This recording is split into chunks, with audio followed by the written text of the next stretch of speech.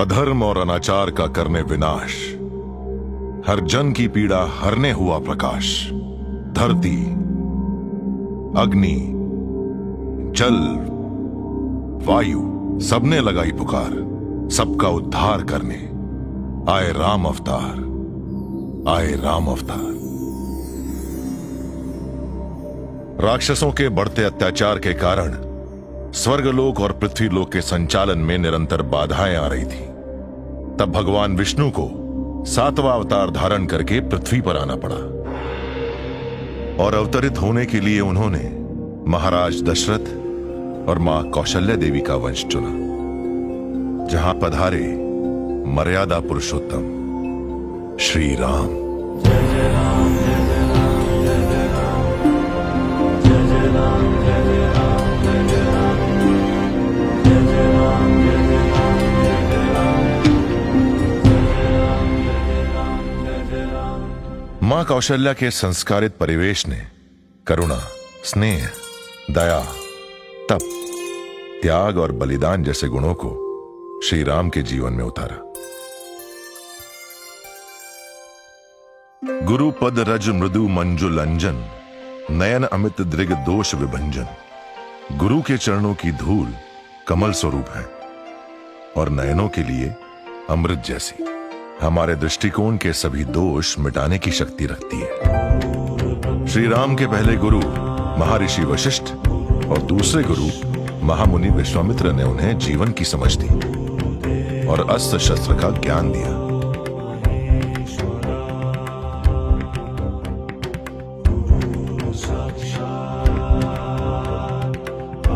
इस ज्ञान को प्राप्त करने के बाद जब श्री राम घर लौटे तब मां कौशल्या ने उनसे वचन लिया कि इस अपार विद्या का उपयोग वो कमजोरों की रक्षा और अन्याय से लड़ने के लिए करेंगे। प्रजा का उद्धार करना ही उनका एकमात्र लक्ष्य होगा। मां कौशल्या की इन बातों ने श्री राम के अंदर लोकहित की भावना जागृत की, जिसके पश्चात महाराजा दशरथ ने श्री राम को अयोध्या का युवराज बनाने की घोषणा कर दी।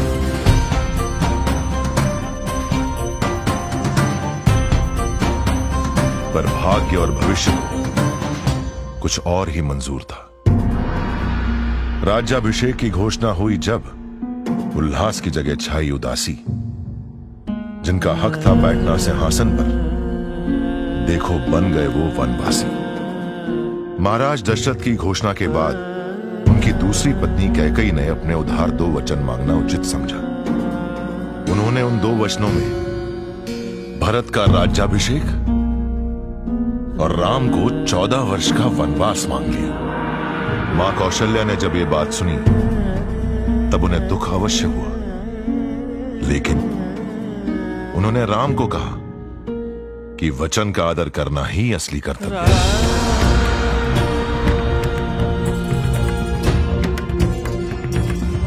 रघुकुल रीत सदा चली आई, प्राण जाए पर वचन न जाए। मां कौशल्या ने अपने पुत्र को इस प्रकार संस्कारित किया कि राम कैकेयी के कुभावों से भी विचलित हुए बिना सहर्ष वनवासी हो गए। अगले 14 सालों में से 10 साल श्री राम, माता सीता और लक्ष्मण ने छत्तीसगढ़ के वनों में व्यतीत किए। छत्तीसगढ़ एक तरह से श्री राम की कर्मभूमि है, क्योंकि यहां प्रवास करते समय श्री राम ने प्रजा के जीवन को करीबी तौर से जाना, उनकी समस्याएं और कठिनाइयों को उन्हीं की भांति महसूस किया और छत्तीसगढ़ श्री राम के जीवन का अभिन्न अंग बन गया। हर चौका की गुफाओं में रहकर युवराज राम ने प्रकृति के नियमों को समझा। छत्तीसगढ़ के लोगों की मान्यता है कि रामगढ़ में श्री राम के पदचिन्ह उस दौर का जीता जागता प्रमाण है।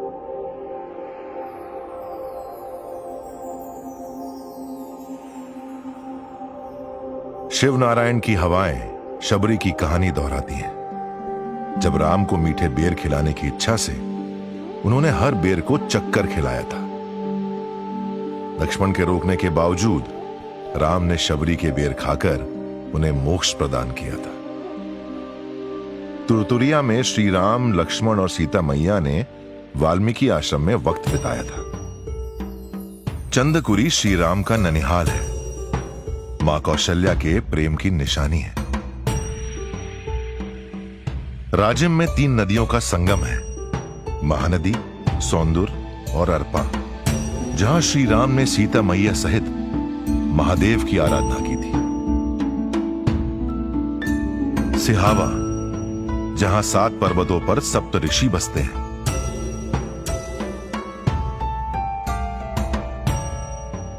जगदलपुर, जहां भगवान शिव और मां पार्वती प्रभु राम और सीता मां से मिलने आए थे। रामाराम में श्री राम ने भूदेवी की पूजा करके हमें पृथ्वी का आदर करना सिखाया।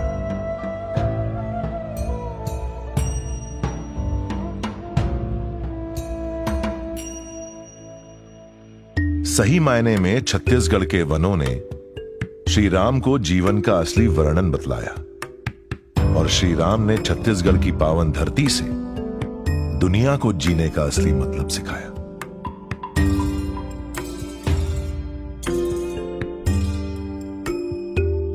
प्रेरणा से जग पले, प्रभाव सिर्फ राम है। धूप में जीवन जल रहा, हां, छांव सिर्फ राम है। जब वनवास के अंतिम वर्षों में श्री राम, सीता मैया और लक्ष्मण पंचवटी नासिक पहुंचे, तब रावण ने सीता मैया का हरण कर दिया। श्री राम जिस कर्म के लिए धरती पर अवतरित हुए थे, उसे पूरा करने का समय आ गया था। सुग्रीव, बजरंगबली और वानर सेना की मदद से श्री राम ने लंकापति रावण का वध किया।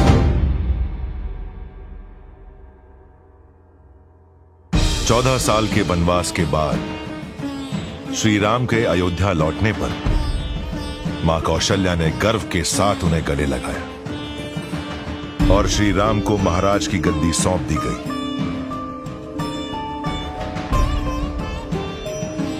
श्री राम का जीवन अपने आप में एक उपदेश है। श्री राम नैतिकता का प्रमाण है। श्री राम सत्य का अवतार है। श्री राम आदर्श पुत्र है, आदर्श राजा की पहचान है। जो एक युग, एक प्रभाव है, प्रेरणा है, वही हमारे मर्यादा पुरुषोत्तम राम है।